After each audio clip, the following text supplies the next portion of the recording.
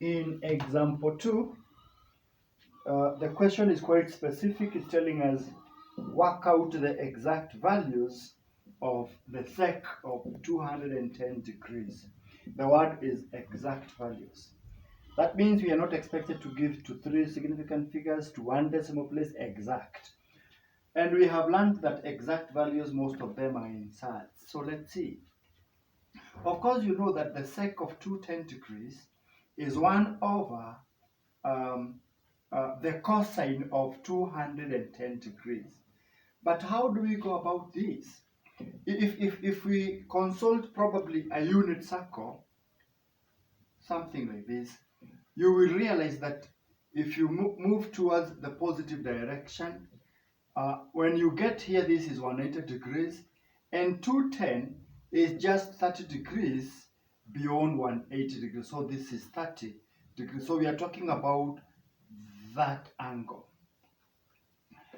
And anytime we are dealing with exactness, we talk about the line of angle and the angle made between the line of angle and the horizontal x-axis. This we learned in pure mathematics too. So if this angle is 30 degrees, it's vertically opposite to this, meaning that this is also 30 degrees. So in other words, what we are simply saying that the cosine of 210 degrees is exactly equals to the cosine of 30 degrees, but we are not just saying this is equals to this.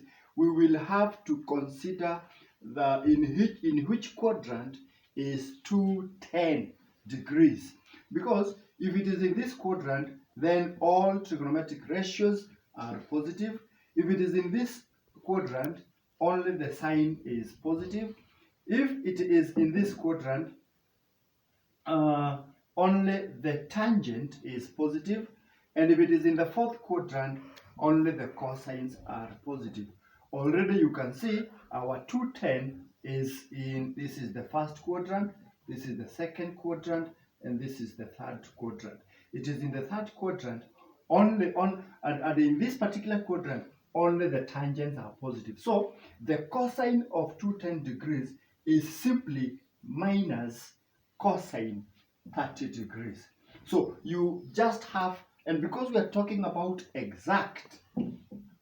exactness is going to be realized from an equilateral triangle where this is 60 degrees, this suppose the whole of this 60 degrees, and because we have bisected that angle, this is 30 degrees, this is 30 degrees, this is 90, and this 60 degrees. And it was originally an equilateral triangle. So this, let's say that was 2, this one is divided into 2, so that is 1. So we are looking for this particular perpendicular height. And by Pythagoras, 2 squared, which is 4, minus 1 squared, which is 1, 4 minus 1 is 3. And the root of 3 is actually that height. So we can already see that the cosine of 30 degrees, is given by adjacent over hypotenuse, which is root 3 over 2. So in other words, the cosine of, or rather, the sec 210 degrees, which is 1 over the cosine of 210 degrees, which is 1 over negative the cosine of 30 degrees, which has been realized to be 1 over root 3 over 2. Now, if we have realized that this is root 3 over 2, so we have said that any number divided by a fraction number, it means that we multiply that number by the reciprocal, and this is, don't forget, it is in third quadrant where the consigns are negative. So in other words, we are saying it is minus 2 over root 3. And that is basically what we may call the exact value of the sec of 210 degrees.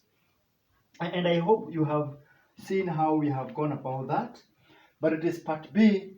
We are also going to maneuver because Part A is just like that. The sec 210 is equals to 1 over cosine 210, and the cosine 210 happens to be in the third quadrant, and in the third quadrant cosine is negative, and 210, when we talk about referring this to the line of angle and the horizontal x-axis is 30 degrees, so the cosine 210 is equals to negative 30 degrees, and we have narrated this way. The sec 210 is 1 over cosine 210, which is 1 over minus cosine 30, which is now negative 1 over root 3 over 2, and multiplying by the reciprocal of the divisor, we get, so the sec 210 degrees is simply equals to that. If we would wish to look at part B, part B is going to be, let's look at part B, whereby we are told the cosec